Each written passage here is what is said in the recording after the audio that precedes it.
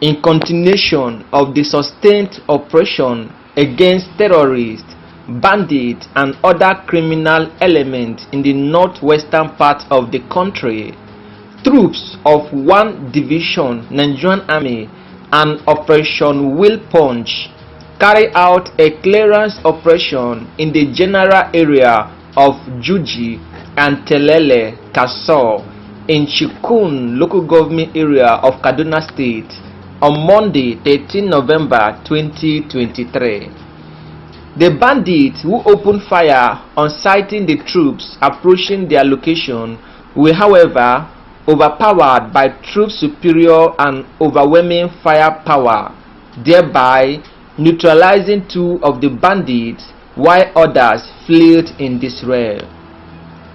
The troops recovered 1 AK-47 rifle, 3 AK-47 rifle magazine, quantity 5 of 7.62 mm special ammunition, 2 locally made hand grenades, 4 handsets, 2 motorcycles bearing, spanners, screwdrivers and 2 bags. The General Officer commanding 1 Division Nigerian Army and Force Commander Operation Will Punch, Major General Valentine Okoro, has employed the general public to continue to support the Nigerian Army and other security agencies with credible information to enhance the fight against terrorism, banditry, and other criminal activities in the division's area of responsibility. Meanwhile, the Nigerian police have carried out a search in Zamfara State, killed 6 bandits, injured others, and many others ran for their life. Police operatives have over the weekend engaged bandits in a gun battle at Gada community in the Bugundu local government area of Zamfara State, where many of the hoodlums were killed and several others escaped with gunshot wounds. The bandits, wielding dangerous weapons, rode on several motorcycles, invaded the Gada community, killed 8 locals, and roasted many cows.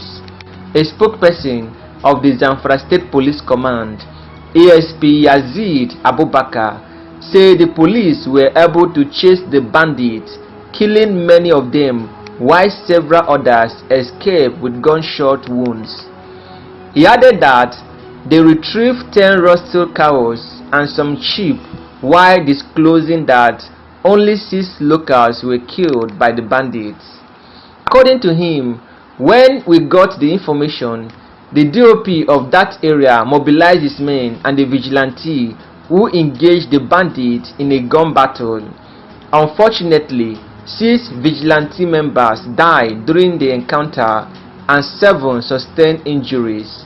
But praise be to Allah, we killed many of the bandits and many others ran away with wounds from gunshots. However, a survivor from the attack said 8 locals were killed when the bandits wielding dangerous weapons attacked the community between 1 a.m. to 3 a.m. in the night.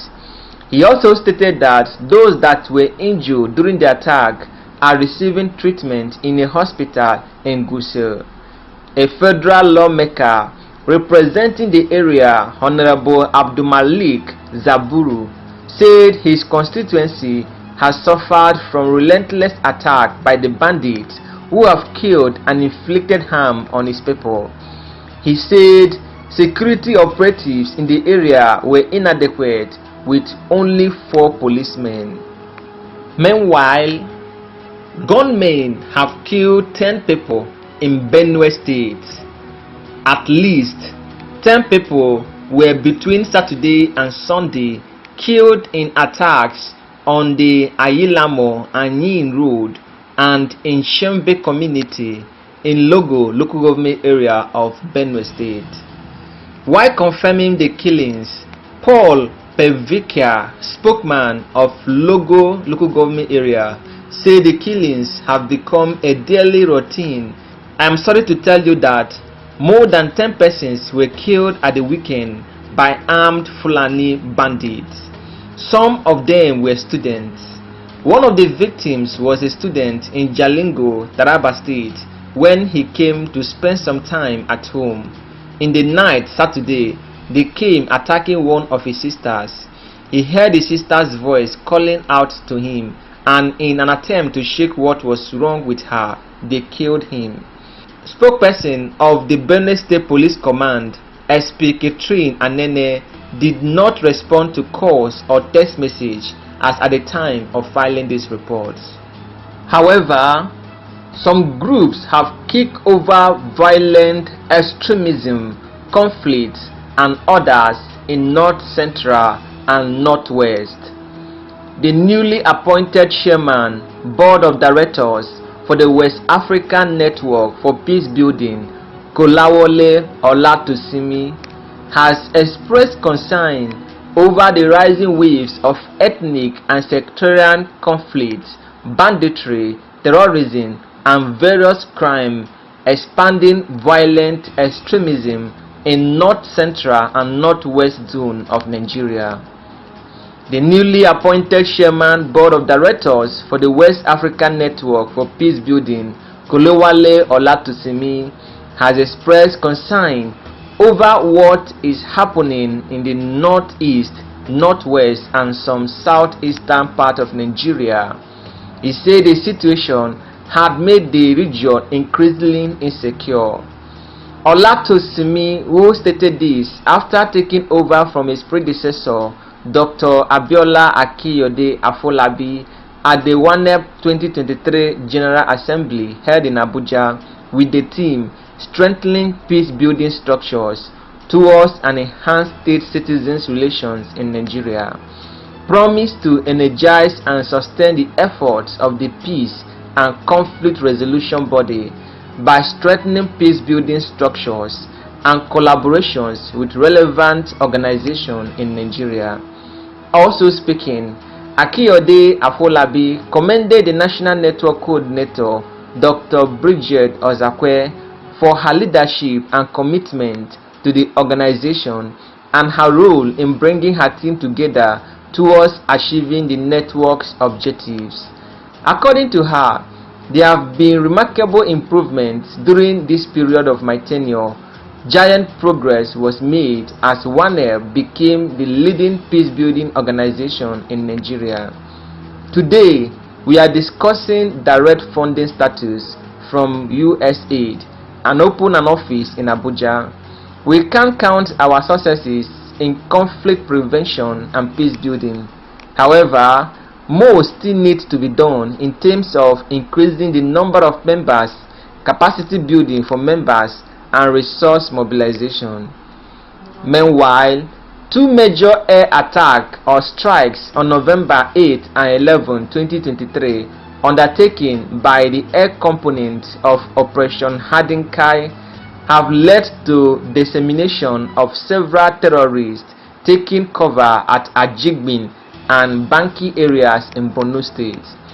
According to Air Force spokesman Air Commando Edward Gapquet, the terrorists, who had hidden 4 gun trucks under thick scrub, had earlier perfected plans to attack friendly troops locations around Damboa and Wajiroko. He said during the airstrike, 3 of the gun trucks were struck, as evidenced by the thick black smoke and fire from the truck after the strike, while the last gun truck was observed fleeing the scene of the strike. The truck was subsequently trailed for about 26 kilometers and thereafter disappeared under a tree. The truck was subsequently struck and observed to be on fire with no sign of movement at the location.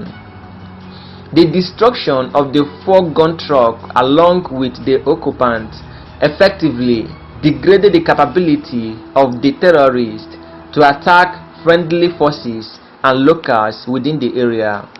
Air interdiction missions were also conducted at a location 7 km east of Banki Junction on November 11, 2023. The location was a well-known terrorist enclave, hitherto deserted but suddenly active with high terrorist activities, and used as logistic storage area and staging area to attack troops locations at Bank Junction. The need to attack the location thus became necessary. Accordingly, Nigerian Air Force aircraft were scrambled to interdict the location. The aftermath of the strike revealed the destruction of the location with the logistics site on fire, Gapwet stated.